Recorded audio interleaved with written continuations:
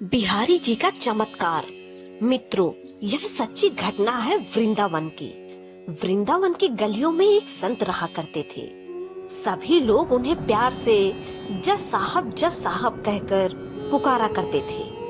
एक समय की बात है, जब कुछ संत वृंदावन की गलियों से गुजर रहे थे, तब एक व्यक्ति ने एक महात्मा से पूछा, बाबा, मेरी समझ में यह नहीं आ रहा कि सभी लोग इन्हें जज साहब कहकर क्यों पुकारते हैं। तब उस महात्मा ने बताया, बेटा, दरअसल वो सन्यासी बनने से पहले एक जिले के जज हुआ करते थे। असल में वह संत एक लोक अदालत में जज थे और कोर्ट में बैठकर लोगों का न्याय किया करते थे। आज से 20 साल पहले की बात है।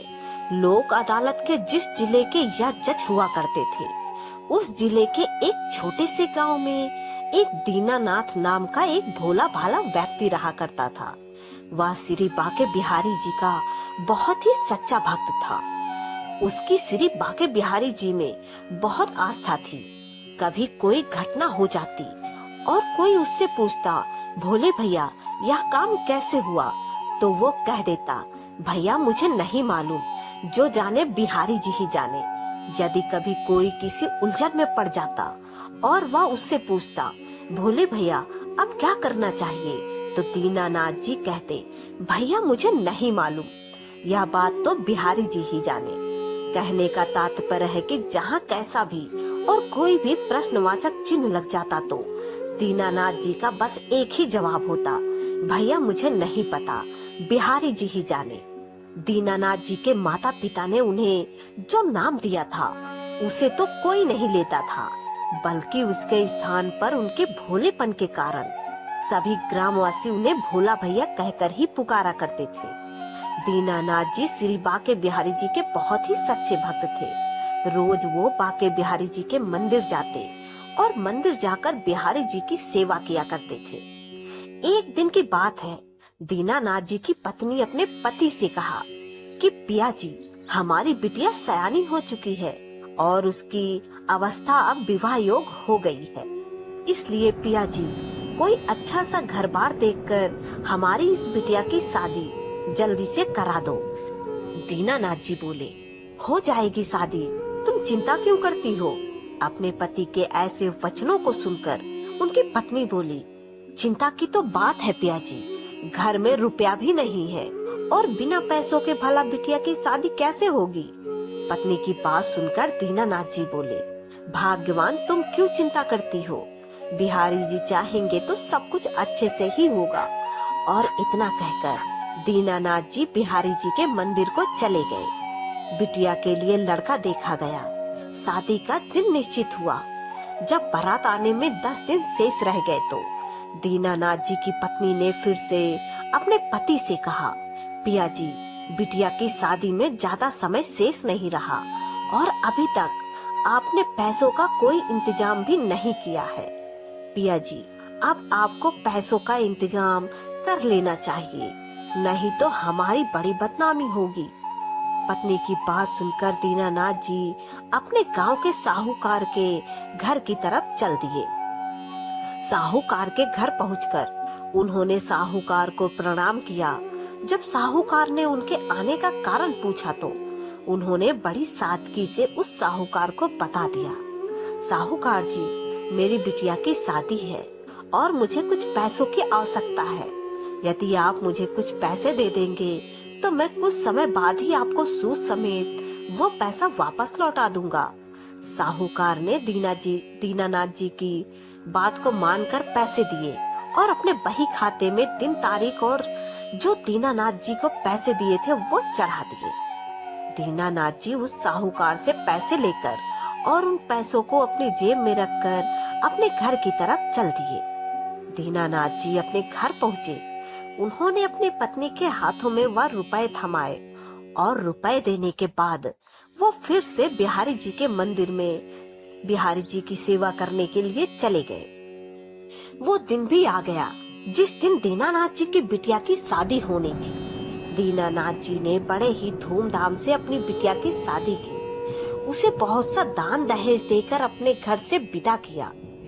जब बिटिया की शादी हो गई और बिटिया अपने ससुराल चली गई तो दीनानाथ जी ने अपने दोनों बेटों को बुलाया और अपने दोनों बेटों से कहा, बेटा, बिहारी जी की कृपा से तुम्हारी बहन की शादी बड़े ही धूमधाम से संपन्न हो गई। अब तुम भी बड़े हो गए हो, इसलिए बेटा तुम दोनों को अपनी जिम्मेदारी समझते हुए अब तुम्हें कोई काम धंधा देख लेना चाहिए। दीनानाथ जी के दोनों पुत्र बड़े ही आज्ञाकारी थे। जब दोनों बेटों ने अपने पिता की ऐसी बातों को सुना तो बड़ा बेटा बोला, ठीक है पिताजी, हम दोनों भाई कल ही शहर चले जाते हैं और शहर जाकर कोई काम धंधा ढूंढते हैं। बेटों की बात सुनकर दीनानाथ जी बहुत ही खुश हुए और अपने बेटों को आशीर्वाद देते हुए वह बिहारी जी के मंदिर को चले गए और बिहारी जी की सेवा में लग गए। दीनानाथ जी के दोनों पुत्र बड़े ही होनहार थे। वे दोनों शहर गए और शहर जाकर उन्होंने खूब मेहनत की। करीब 6 माह के पश्चात दीनानाथ जी के दोनों बेटे अपने घर वापस लौट आए और शहर से कमाकर खूब सारा धन ले आए। वे अपने घर वापस लौटे।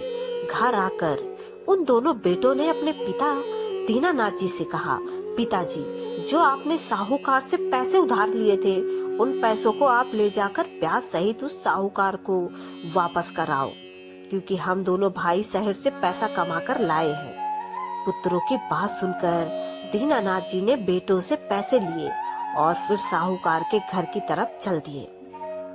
साहूकार की तरफ जब वो जा रहे थे तो रास्ते में ही श्री बाके बिहारी जी का मंदिर था। दीनानाथ जी मंदिर में गए, बाके बिहारी जी को प्रणाम किया। प्रणाम करने के पश्चात जब वह साहूकार के घर की तरफ चल दिए, दीनानाथ जी साहूकार के घर पहुँचे। साहूकार को प्रणाम किया तो साहूकार ने पूछा, बताओ भोले भैया, कैसे आना हुआ? क्या कोई और आवश्यकता है पैसों की?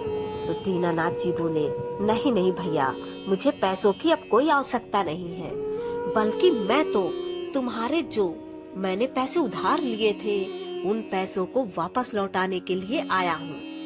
साहूकार ने अपना बही खाता खोला और दिन तारीख अच्छे से देखने के बाद उसने अपना हिसाब लगाया और फिर दीनानाथ जी से बोला, भोले भैया, तुम्हें मुझे इतनी रकम वापस देनी है, इतना तुम्हारा ब्याज हो गया है और इतना तुम्हारा मूल था। दीनानाथ जी ने अपनी कुर्ते से जेब में हाथ डाला और अपने कुर्ते की जेब से पैसे निकाले और जितने उस साहूकार के ब्याज सहित पैसे बने थे वो दीनानाथ जी ने उस साहूकार को दे दिए। साहूकार ने अपने बही खाते से हिसाब काटा और हिसाब काटने के बाद उसने एक पर्ची बनाई। उस पर्ची को दीनानाथ जी ने, मुझे मेरे सारे पैसे सूद समेत वापस कर दिए हैं और अब मेरा दीनानाथ जी पर कोई भी पैसा बकाया नहीं है। और ऐसा लिखकर उस साहूकार ने वो पर्ची दीनानाथ जी की तरफ बढ़ाई और बोला, लो भोला भैया, यह पर्ची और उससे ठीक से पढ़ लो। दीनानाथ जी ने पर्ची पकड़ते हुए कहा, कोई बात नहीं भैया, आपने लिखा होगा तो सही सही लिखा होगा, मुझे तो पढ़ना लिखना आता नहीं है और मुझे तुम पर पूर्ण विश्वास है। जब साहूकार ने दीनानाथ जी के ऐसे वचनों को सुना तो उसके मन में लालच आ गया। साहूकार सोचने लगा कि इस अनपढ़ को तो पढ़ना लिखना आता नहीं है, क्यों ना मैं इसको एक फर्जी पर्ची बनाकर दे देता हूँ और इससे दोबारा से पैसे वसूल करता हूँ। जब उस जमींदार के मन में पाप आ गया तो उसने पहले वाली पर्ची को तो बही खाते में रख दिया और उसके स्थान पर एक दूसरी पर्ची तैयार की और उस पर पेंसिल से आड़ी तिरछी लकीरें खींच दी और उस पर्ची को दीनानाथ जी को देते हुए वो साहूकार बोला, लो भोले भैया, तुम्हारे हिसाब की पर्ची। दीनानाथ जी बहुत ही सीधे साधे इंसान थे। उन्होंने वह पर्ची ली और अपने कुर्ती की जेब में रखी और फिर साहूकार से कहा, अच्छा भैया, अब मुझे इजाजत दो, मेरे बिहारी जी मेरी राह देख रहे होंगे। और ऐसा कहकर दीनानाथ जी साहूकार के घर से निकले और सीधे बाके बिहारी जी के मंदिर में पहुंच गए। मंदिर पहुंचकर उन्होंने साहूकार से मिली पर्ची बिहारी जी के चरणों में रखी और उस पर्ची को रखने के बाद वो बिहारी जी की सेवा में लग गए। कुछ दिनों बाद उस साहूकार ने अपना एक आदमी दीनानाथ जी के घर भेजा और उसे भेजकर यह संदेशा भिजवाया कि आपने जो साहूकार से पैसे लिए थे, साहूकार ने वो पैसे वापस मांगे हैं।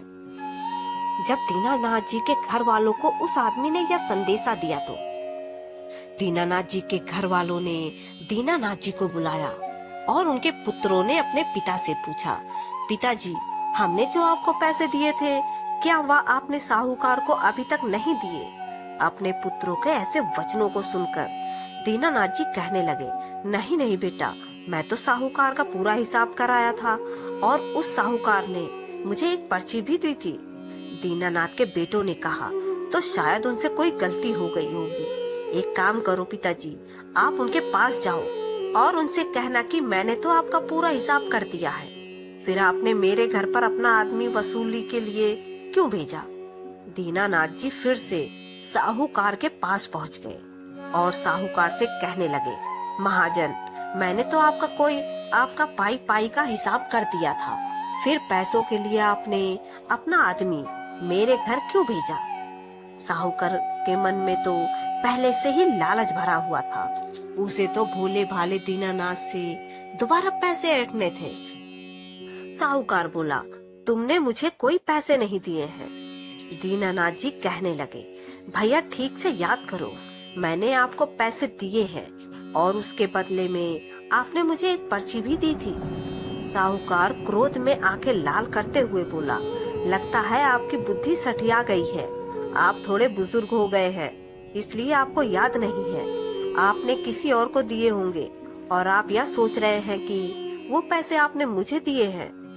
आप अपने दिमाग पर जोर डालिए और 2 दिन के अंदर मेरे पैसे मुझे मिल जाने चाहिए, या तो तुम मुझे मेरे पैसे समय से पहुंचा देना, नहीं तो मैं तुम्हारे खिलाफ कोर्ट में केस कर दूंगा।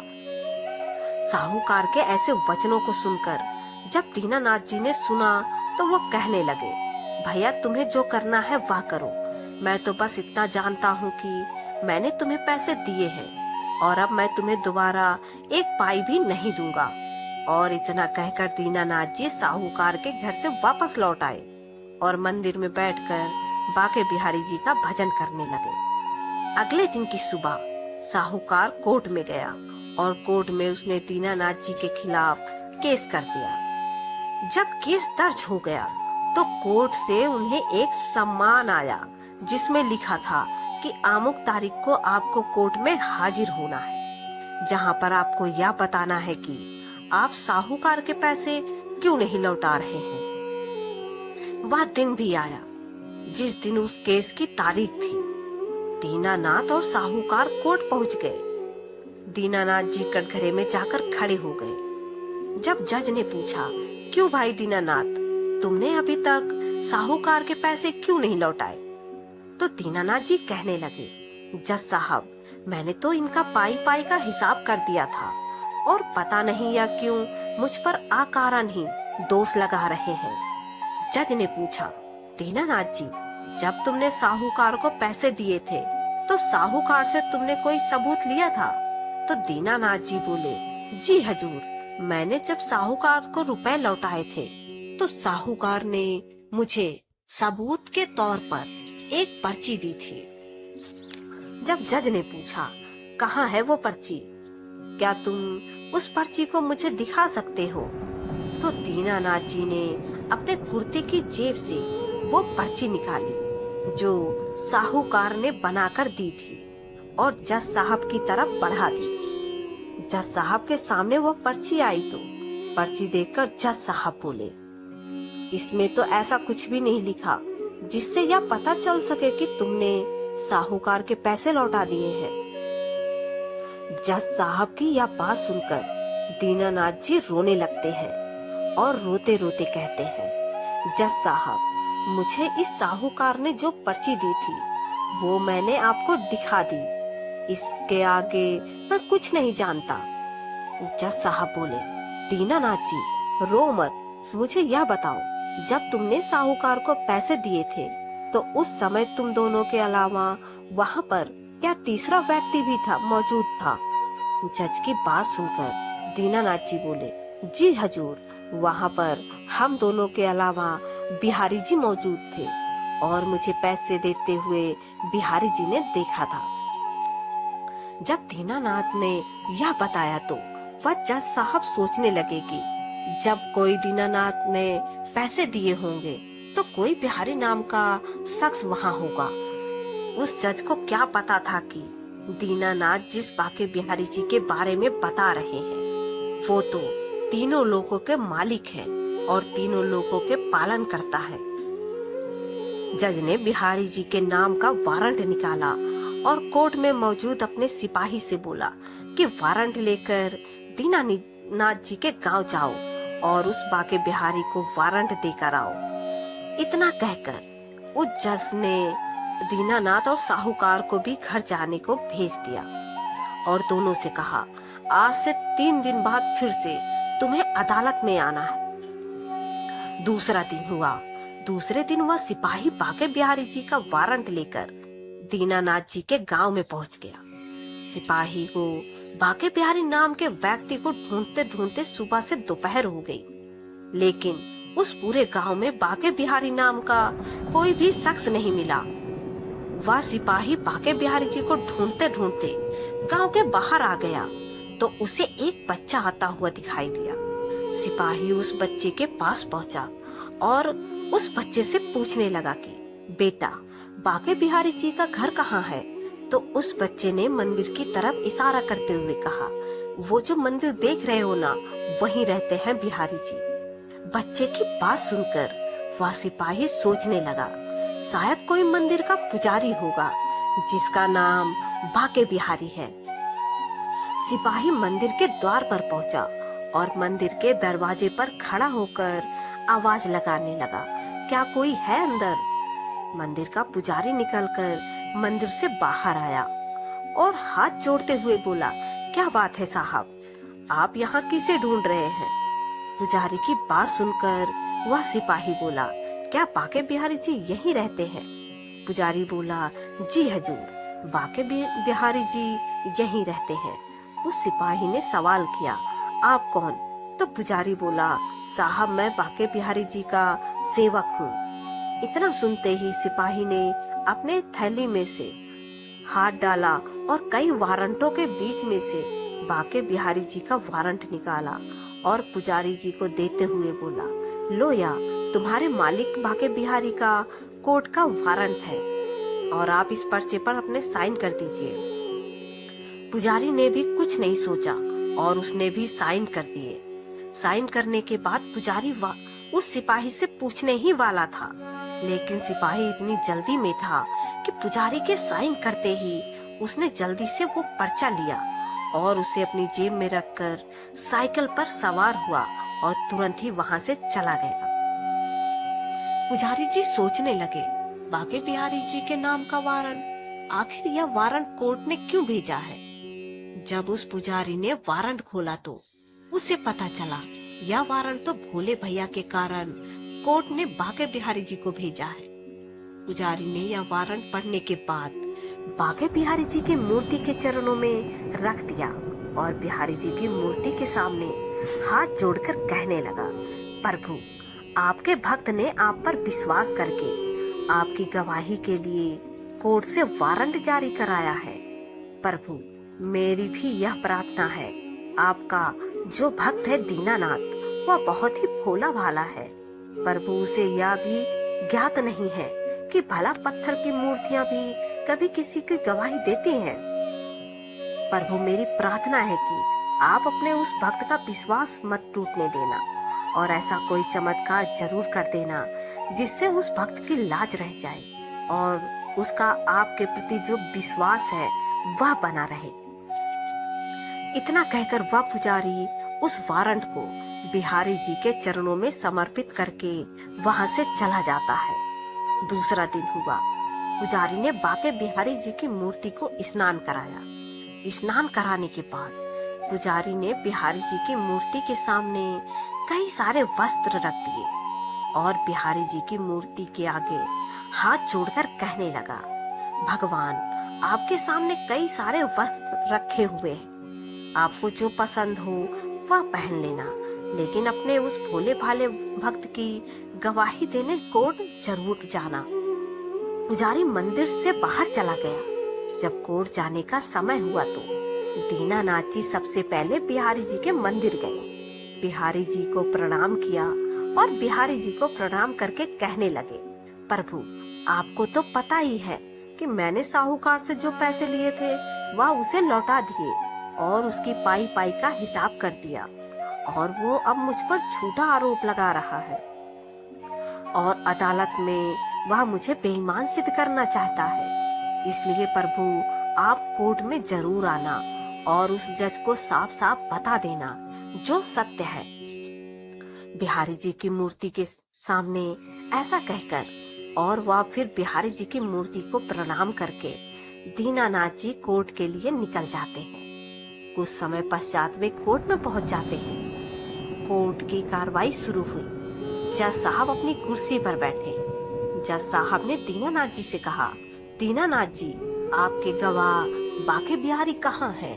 तो दीनानाथ जी बोले, हजूर वो आते ही होंगे। जज ने अपने अर्दली से कहा कि बाके बिहारी को बुलाओ, और अर्दली ने जब आवाज लगाई, बाके बिहारी हाजिर हो, बाके बिहारी हाजिर हो। तीसरी बार जैसे ही उसने कहा बाके बिहारी, इतना ही कह पाया था कि पीछे से आवाज आई, जी जज साहब मैं आ चुका हूँ। साहूकार ने जब ऐसी आवाज सुनी तो साहूकार सोच में पड़ गया कि जब दीनानाथ ने मुझे पैसे दिए थे तो वहाँ कोई नहीं था, फिर यह बुढ़ा कहाँ से आ गया? जज ने जब पीछे से आई हुई आवाज की तरफ अपनी दृष्टि दौड़ाई तो उन्होंने देखा एक बुजुर्ग व्यक्ति कोर्ट की तरफ बढ़ा चला आ रहा है। उसके कपड़े फटे हुए हैं, सर पर एक साफा बंधा हुआ है, गले में रुद्राक्ष की माला और चेहरे पर एक अलग ही विलक्षण तेज, और मंद मंद मुस्कुराते हुए कोर्ट की तरफ चला आ रहा है। उस जज ने अपने जीवन काल में बहुत से लोगों को देखा था।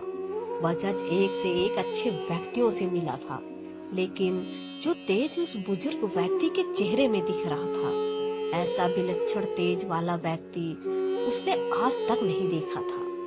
वह बुजुर्ग कटघरे में आकर खड़ा हो गया। जज ने जब पूछा, क्या तुम्हारा नाम ही बाके बिहारी है? तो वह बुजुर्ग बोला, जी जज साहब मेरा नाम ही बाके बिहारी है। जज साहब ने उस बुजुर्ग से दूसरा सवाल किया कि जब दीनानाथ ने साहूकार को पैसे लौटाए थे, क्या तुम उस समय वहाँ मौजूद थे? तो वह बुजुर्ग व्यक्ति बोला, जी हजूर मैं वहाँ मौजूद था, और दीनानाथ ने सारे पैसे सूद समेत मेरे सामने ही दिए थे। जब उस बुजुर्ग की बातों को साहूकार ने सुना तो साहूकार कहने लगा, जज साहब ये बूढ़ा व्यक्ति झूठ बोल रहा है। जज साहब ने कहा, ऑर्डर ऑर्डर। साहूकार जी जब आपको बोलने का मौका दिया जाए तभी आप बोले, बीच में बोलकर अदालत की कार्रवाई में व्यवधान न उत्पन्न करें। जज की बात सुनकर साहूकार शांत होकर खड़ा हो गया। फिर जज ने बिहारी जी की तरफ देखते हुए बिहारी जी से पूछा, बिहारी जी आपने बताया कि जब दीनानाथ ने पैसे दिए तब आप वहाँ मौजूद थे और आपके दीनानाथ ने साहूकार के पैसे लौटाए थे, क्या इस बात का आपके पास कोई सबूत है? तब बिहारी जी ने कहा, जी बिल्कुल मेरे पास इस बात का सबूत है। जज साहब ने पूछा, क्या सबूत है? तो बिहारी जी बोले, जज साहब साहूकार जहाँ बैठता है उसके बाईं तरफ एक अलमारी है। उस अलमारी के भीतर 3 दराज सामने ही है। उस अलमारी के बीच वाली दराज में एक लाल रंग का बही खाता है।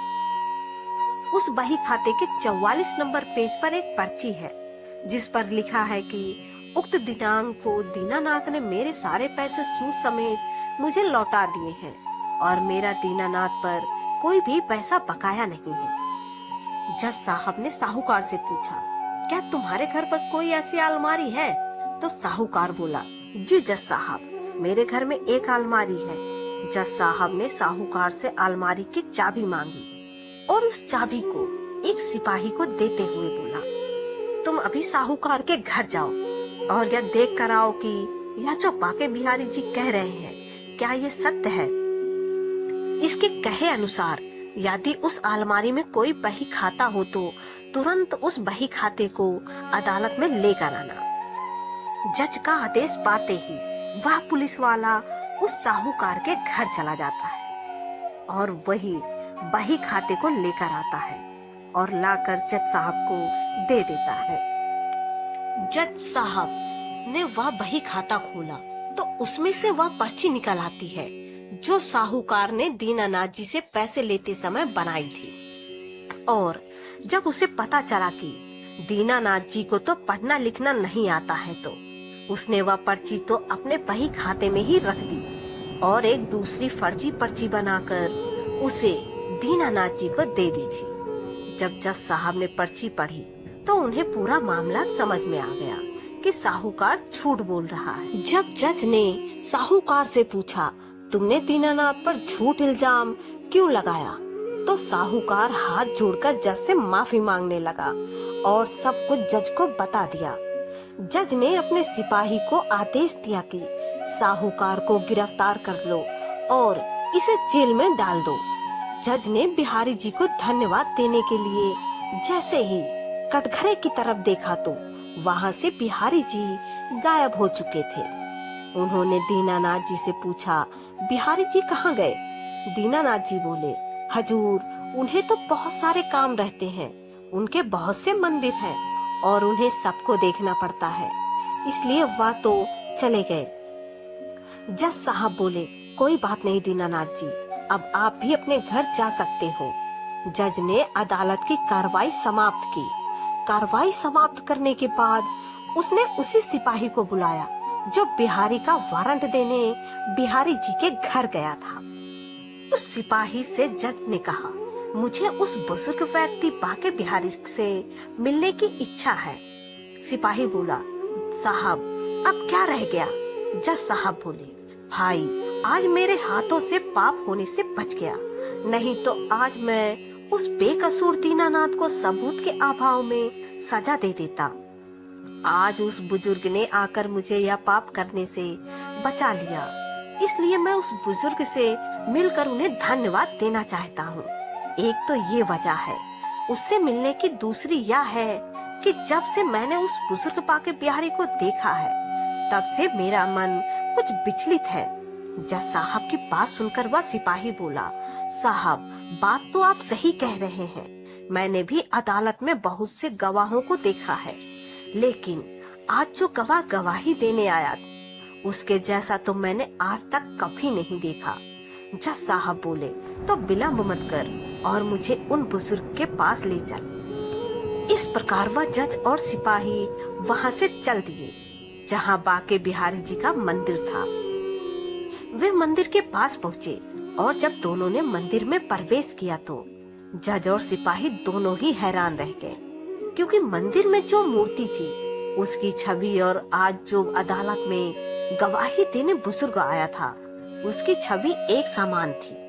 जज साहब यह देखकर हैरत में पड़ गए।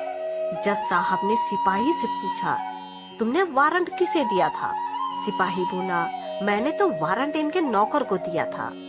जब मैंने नौकर से पूछा था कि बिहारी जी के तुम कौन हो, तो उसने मुझे बताया था कि मैं बिहारी जी का सेवक हूँ। सिपाही से कहा, अब कहाँ होंगे वह बिहारी जी के सेवक? सिपाही बोला, आप यहीं रुकिए, मैं अभी उन्हें देखकर और उन्हें बुला कर लाता हूँ। ऐसा कहकर वह सिपाही मंदिर परिसर के अंदर चला गया और पुजारी जी को ढूंढने लगा। कुछ समय बाद सिपाही जी के साथ वो पुजारी जज साहब के सम्मुख था। जज साहब ने पूछा, आप बिहारी जी के कौन हो? तो वो पुजारी बोला, हजूर मैं तो उनका सेवक हूँ। जज साहब बोले, कहाँ है तुम्हारे मालिक? मैं उनसे मिलना चाहता हूँ। पुजारी जी ने मूर्ति की तरफ इशारा करते हुए कहा, हजूर आपके सामने ही तो है हमारे मालिक बिहारी जी। जो मूर्ति आप देख रहे हैं यह मूर्ति ही तो हमारे भगवान कृष्ण बिहारी जी की है और यही है हमारे आराध्य श्री बाके बिहारी जी। जब जज ने पुजारी की ऐसे वचनों को सुना तो वह जज सब कुछ समझ चुका था, उसे पता चल चुका था कि आज उसकी अदालत में कोई और नहीं बल्कि स्वयं साक्षात भगवान श्री कृष्ण जी ही गवाह के रूप में अपने भक्त की गवाही देने के लिए आए थे। यह पता चलते ही उस जज ने सब कुछ छोड़ दिया और उन्होंने वृंदावन की प्रीत लगा ली और तब से आज तक वो बांके बिहारी जी का स्मरण करते हुए वृंदावन की गलियों में ही घूमते रहते हैं। तो दोस्तों, आशा करते हैं कि यह कहानी आपको पसंद आई होगी। यह वीडियो पसंद आया हो तो वीडियो को लाइक करके कमेंट में जय श्री कृष्णा जरूर लिखें। यदि हमारे चैनल पर पहली बार आए हैं तो कृपया चैनल को सब्सक्राइब जरूर कर लें। जय श्री राधे राधे, जय श्री कृष्णा।